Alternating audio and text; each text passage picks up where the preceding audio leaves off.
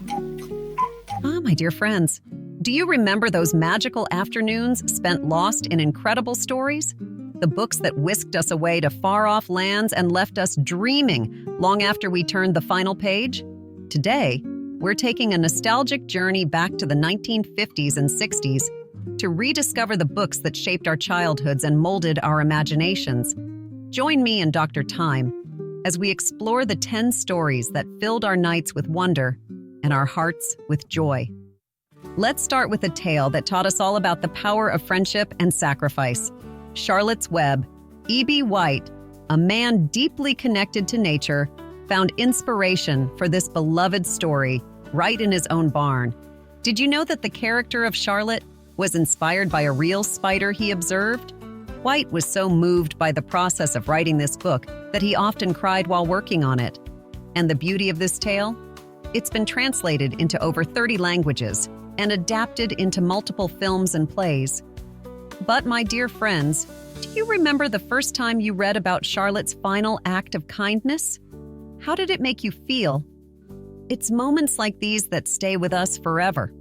Now let's switch gears to a book that brought chaos, fun, and a bit of rebellion into our lives. The Cat in the Hat by Dr. Seuss. Written using just 236 words, this book was Dr. Seuss's answer to the dull and moralizing children's books of the time. Imagine that, only 236 words, but what a whirlwind of adventure. The cat became an icon of childhood, teaching us that sometimes breaking the rules could lead to the most memorable adventures. And let's not forget, this wasn't just a fun read, it was revolutionary. How many of you remember laughing out loud at the cat's antics? Share your memories in the comments below. From the mischievous to the magical, Where the Wild Things Are, by Maurice Sendak, opened up worlds of imagination. Did you know that the wild things were originally meant to be horses? But Sendak changed them to monsters because he didn't know how to draw horses well. This book, filled with rich, expressive illustrations, was initially banned in some places for being too scary. But for those of us who journeyed with Max, it was a thrilling adventure. What emotions did this story evoke in you? Fear, excitement, or perhaps a longing to explore uncharted territories? Let's keep the conversation going. What did Max's adventure mean to you? Before we continue with our journey through these incredible stories, don't forget to hit the like button if you're enjoying this trip down memory lane. And be sure to subscribe to our channel and ring the notification bell so you never miss another episode of my cherished memories. Now, who could forget Charlie and the Chocolate Factory? Roald Dahl crafted a world of pure imagination, drawing from his own childhood experiences as a chocolate taster for Cadbury's. And did you know that Charlie was originally going to be a black child? Dahl's agent convinced him to change this, but the idea shows how the author was always pushing boundaries. This story wasn't just about candy, it was a sharp critique of human nature wrapped in the sweetest of packages. And those Oompa Loompas? They were a satire on exploited workers. How did you feel about the different fates of the children in this story? Let us know your thoughts. From the sweet to the bittersweet, The Giving Tree by Shel Silverstein has touched countless hearts with its simple yet profound message.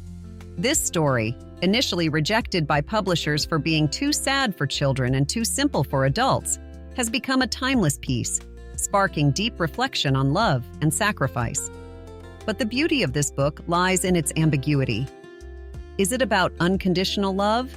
Or is there a darker, more complex lesson? How did this story resonate with you? Did it bring a smile, a tear, or perhaps a bit of both? Let's not forget another gem from Dr. Seuss, Green Eggs and Ham. This book was born from a bet. Dr. Seuss's editor challenged him to write a story using only 50 words. The result? A rhythmic, catchy tale that's as fun to read today as it was back then. It's no wonder this book became the 4th best-selling children's book of all time. And who among us didn't try to imagine what green eggs and ham might actually taste like? Share your thoughts with us. Few books capture the essence of childhood bedtime like Goodnight Moon. Written by Margaret Wise Brown, who used a technique called dream writing, This book's rhythmic, repetitive language creates a lullaby-like experience that has comforted children for generations. Did you know that the room in Goodnight Moon has been recreated in the New York Public Library? This story isn't just about saying goodnight. It's about finding peace in the familiar. How did this book fit into your bedtime routine? A Wrinkle in Time by Madeleine L'Engle was a story that defied categorization, blending science fiction with themes of love, faith, and the eternal battle between good and evil. Rejected 26 times before being published, this book's unique narrative continues to inspire. L'Engle was inspired by the theories of Einstein, making the concept of a tesseract both scientifically intriguing and imaginatively rich. How did this book expand your understanding of what a story could be? Now let's talk about Harriet the Spy, a book that was groundbreaking in its portrayal of a strong, complex female character. Harriet was unlike any other heroine in children's literature at the time. She was curious, bold, and yes, sometimes a bit rude. But that's what made her so relatable. Did you know that Louise Fitzhugh based Harriet on her own experiences growing up in New York's Upper East Side? This autobiographical element added a layer of authenticity to the story that resonated with young readers. Harriet wasn't perfect. She made mistakes. She learned. And in doing so, she became a role model for countless girls who dreamed of being just as independent and inquisitive. And finally, we arrive at a world filled with magic, bravery, and deep moral lessons. The Chronicles of Narnia by C.S. Lewis. This series, written for Lewis's goddaughter Lucy Barfield, is more than just a fantasy adventure. It's a rich allegory filled with Christian symbolism, yet it's accessible and beloved by readers of all ages and beliefs. Did you know that Aslan, the great lion, was inspired by a dream Lewis had? The symbolism of Aslan as a Christ-like figure is just one of the many layers in these stories. But beyond the allegory, Narnia is about the eternal battle between good and evil, the power of forgiveness, and the importance of courage. How many of you found yourselves longing for a wardrobe that might just transport you to a world as wondrous as Narnia? Your memories are precious, and we want to help you preserve them. That's why we've created My Cherished Memories, a life journal for seniors. It's more than just a journal. It's a treasure trove of prompts and stories to help you rediscover your past.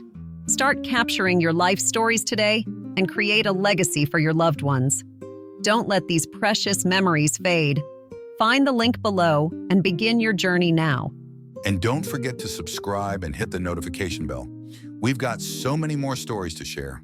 Until next time, remember, the past isn't just history.